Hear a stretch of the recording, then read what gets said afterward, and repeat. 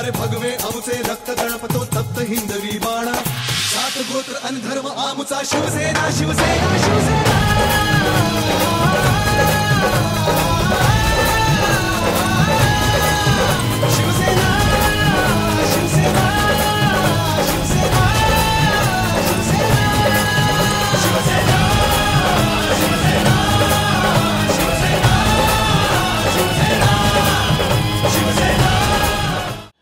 नवी मुंबई बोललं गेलं की कोणाचं तरी नाव घेतलं जातं, पण आम्हाला माहिती आहे की नवी मुंबई बोललं गेलं तर नाव कोणाचं होतं आहे, बाळासाहेब ठाकरेंचं नाव आहे. आणि त्याच्यानंतर आज या नव्या मुंबईमध्ये ज्यांचं नाव आहे ते शिवसेनेचे पक्षप्रमुख उद्धव साहेब यांचं आहे. वहिनी इथं बसलेले आहेत. मला मागची निवडणूक आठवते, 2009ची निवडणूक होती. 2009ची निवडणूक वहिनी साहेब दौऱ्यावर असले की वहिनी 2 दिवसाआड 1 दिवसाआड मला फोन करायचे, विजय कसं चाललंय, काय चाललंय, प्रचार काय बोलतोय, कसं वातावरण आहे. वातावरण चांगलं होतं वहिनी. जो ठाणे बाळासाहेबांचा ठाणा, जो ठाणा हा पक्ष प्रमुखांचं ठाणा. पण काही लोकांना पक्षाची पडलेली नसते, काही नेत्यांना पैशाची पडलेली आहे आणि त्या पैशामुळे हा ठाणा आपला गेला. पण आमचे पक्षप्रमुख त्यातले नाही आहेत. आमचे प्रमुखांना आमचा पक्ष प्यारा आहे, पैसा प्यारा नाही. पक्षासाठी साहेब काही करायची साहेबांची तयारी असते. या ठिकाणच्या लोकांनी पाहिलं की लोकसभेमध्ये किती करोड गेले, किती खोके घेतले आणि किती खोकेचा प्रचार झाला. विधानसभेला या ऐरोली विधानसभेमधनं मी उभा होतो, त्या ठिकाणी पैसे खोके घेऊन उमेदवार दिला गेला नाही. त्यावेळेस आम्ही 49,000 मताने गेलो असेल. विधानसभेला आम्ही 10.5 पावणे 11,000 मताने गेलो असेल. पण या ठिकाणी समोरच्या ज्या पक्षाला जे आज इथं येऊन गेले, बोलून गेले, नावाला म्हणजे कोणी बोलायला नको आम्हाला की आम्ही इथं आलो तर कोणाच्या विरोधात बोलत नाही, त्या ठिकाणी तर त्यांच्या कार्यकर्त्यांना गाड्या घोड्या स्विफ्ट सारख्या गाड्या दिल्या गेल्या आणि त्यांना सांगितलं की इथं एनसीपीचा प्रचार करायचा आणि ह्यांना मदत करायची. पण या ठिकाणी भले लोकांनी जरी विचार केला की नव्या मुंबईतली शिवसेना संपणार, पण ह्या ठिकाणी पहिला भगवा हा बाळासाहेबांचा या महानगरपालिकेवर भगवा डौलाने फडकलेला आहे आणि तोच भगवा इथं सतत फडकत राहणार अशी ग्वाही आहे जिल्हा प्रमुख म्हणून या ठिकाणी देतो. नव्या मुंबई कोणाची आहे? नव्या मुंबई श्रीमंताची, नव्या मुंबई मध्यमवर्गीयांची, नव्या मुंबई माथाड्यांची, नव्या मुंबई झोपडपट्टीवासियांची. हे सर्वजण घटक इथं जरी राहत असले तरी नवी मुंबई त्यांची नाही. नव्या मुंबई इथं सत्ता उपभोगणाऱ्यांनी टक्केवारी घेणाऱ्यांची झालेली आहे. त्यांना त्यांची जागा दाखवायलाच पाहिजे.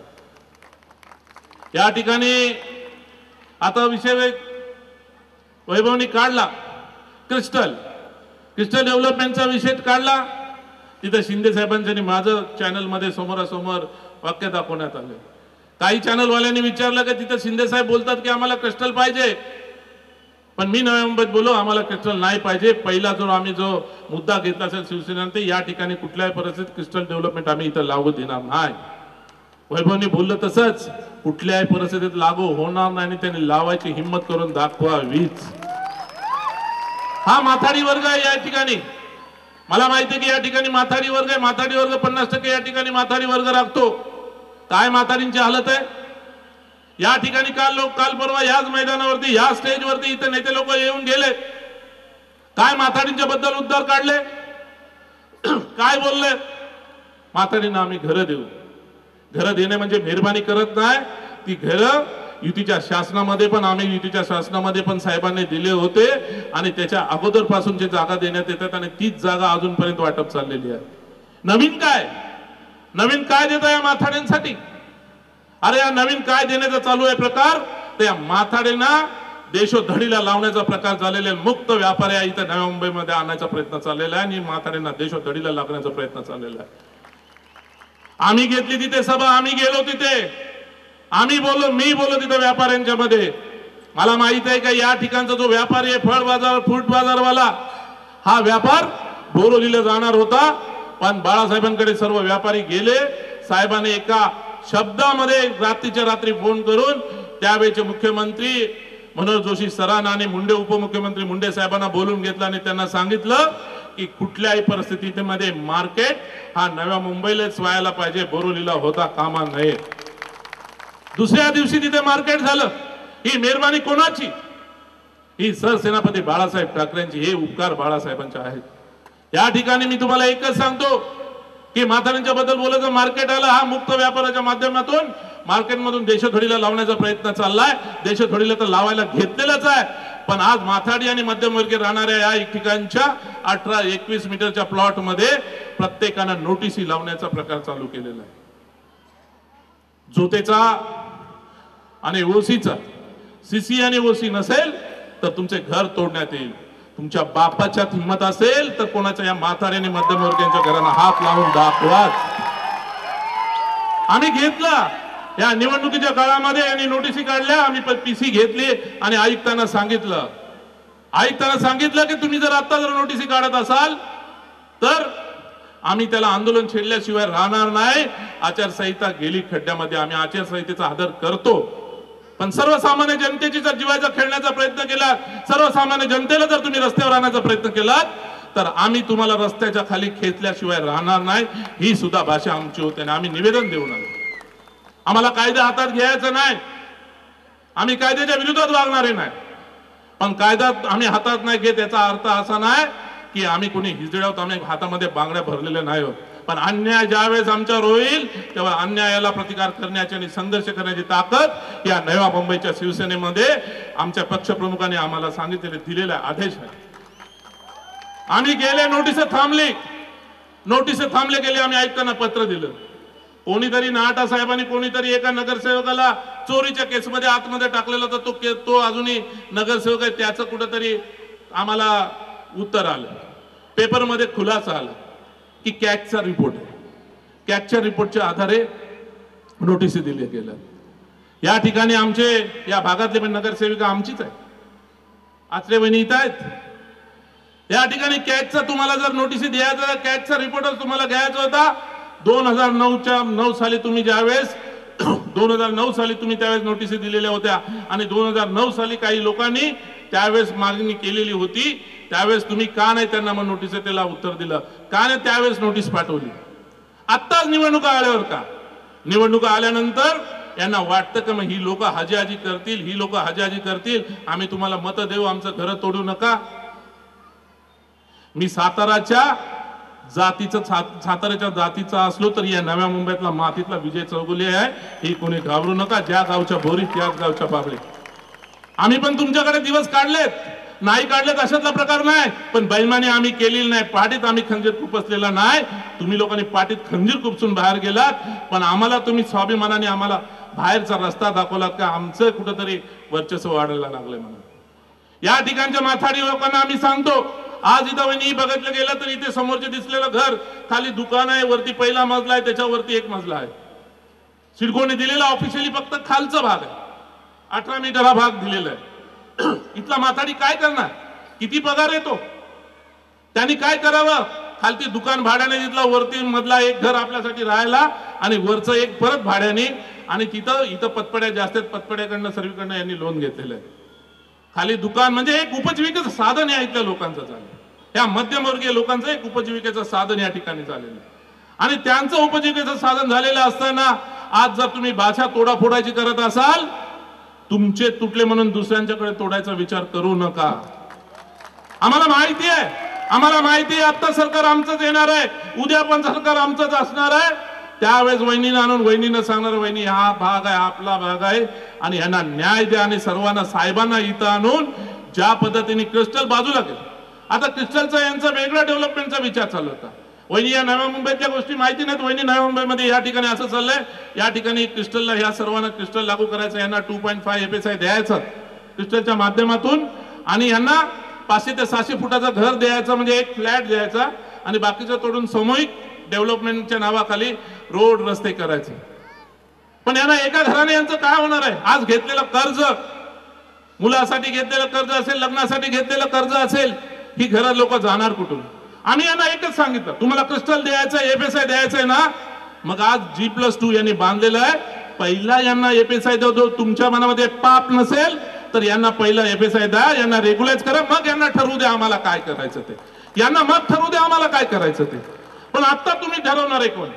आता अशा काही गोष्टी घडलेल्या आहेत. JN-J2 चा भाग असेल तिथं 2.5 एफएसआय, बिल्डर ठरलेला 30% ठरलेलं, ऍग्रीमेंट झालेल्या, ह्या सर्व गोष्टी इथं झालेल्या आहेत. पण सिडकोने याच्या विरोधात आवाज उचलला. सिडकोने सांगितलं तुम्हाला 2.5 काय एफएसआय, आम्ही 3 एफएसआय देतो. 3 एफएसआय मध्ये 1.5 यांना द्या आणि 1.5 मध्ये बिल्डर बांधेल, डेव्हलप करेल आणि सिडकोच्या टेंडर सिस्टीमने त्यांना पाहिजे ते पैसे देईल. पण यांचे फटाके तेव्हा फुटले नाही. सिडकोने 3 एफएसआय दिला तरी यांचे फटाके फुटले नाही. 2.5 मध्ये यांचे फटाके फुटले होते. या ठिकाणी कोणाचं काय चाललं? वहिनी इथे एक बरं आहे की माथाडींचं बरं आहे की माथाडींचे आराध्य दैवत अण्णासाहेब पाटील आहे. ज्या अण्णासाहेबांनी या ठिकाणी गोरगरिबांसाठी सर्व व्यवस्था करून ठेवल्या. इथं हॉस्पिटल त्यांनी बांधले. पण हेच हॉस्पिटल जर अण्णासाहेबांनी बांधलेलं हॉस्पिटल नसतं तर या ठिकाणी माथाडी लोकांचं आणि मध्यमवर्गीय लोकांची काय हालत झाली असेल ते आम्हाला माहिती आहे. ह्या डोळ्याने आम्ही बघतो. या ठिकाणचं हॉस्पिटल जे बाळासाहेबांनी ज्याचं भूमिपूजन केलं ते हॉस्पिटल आणि अर्ध हॉस्पिटल हिरानंदानीला विकून टाकलं. या ठिकाणचं ते अर्ध हॉस्पिटल टाकलं. या ठिकाणची आरोग्याची जर सेवा बघितली तर या ठिकाणी आरोग्यामध्ये इथलं सर्वसामान्य मनुष्य जनता हा वेठीस आलेला आहे. या ठिकाणी जसं वैभवने सांगितलं तसं खाडीचा पट्टा, मँग्रोव्ह, त्या ठिकाणी असलेल्या मच्छर आणि त्याच्या माध्यमातून होणारा हा मलेरिया. या ठिकाणी दररोज एखादा मनुष्य एका दिवस तरी या ठिकाणी गरीब लोक सलाईन लावायला तरी MBBS वाला असेल, BAMS वाला असेल, BHMS वाला असेल तरी त्याच्याकडनं सलाईन लावून घेतात की मला हॉस्पिटलमध्ये जाऊन ऍडमिट व्हायला नको. ऍडमिट झाला तर 3,000 आणि 4,000. कुठलं कोणाचं आरोग्य या नवी मुंबईमध्ये त्यांनी ठेवलेलं आहे. 2,500 करोडचा एक ठिकाणी हा बजेट आहे आणि 2,500 करोडच्या या नव्या मुंबईमध्ये कोणाचं भलं होत आहे? हॉस्पिटल विका, दुसरे प्लॉट्स विका, शिक्षणाचं. माझी पण क्लास 1 शाळा आहे, सर्वात टॉप शाळा विजय चौगुलेची आहे. कन्स्ट्रक्शनला खर्च मला 15-16 करोड रुपये आला असेल. पण हे एवढं मोठं काय हायस्कूल बांधतात. या त्यांच्या गावामध्ये हायस्कूलचं काम चालू आहे की त्या हायस्कूलच्या कामाला अजून हायस्कूल नाही चालू झालं तरी त्याच्या मागे 34 करोड 35 ते 44 करोड रुपये खर्च चाललेला आहे. पैसा कोणाचा? हा आमचा सर्वसामान्य लोकांचा. या सर्वसामान्य लोकांना न्याय देण्याची भाषा करतात.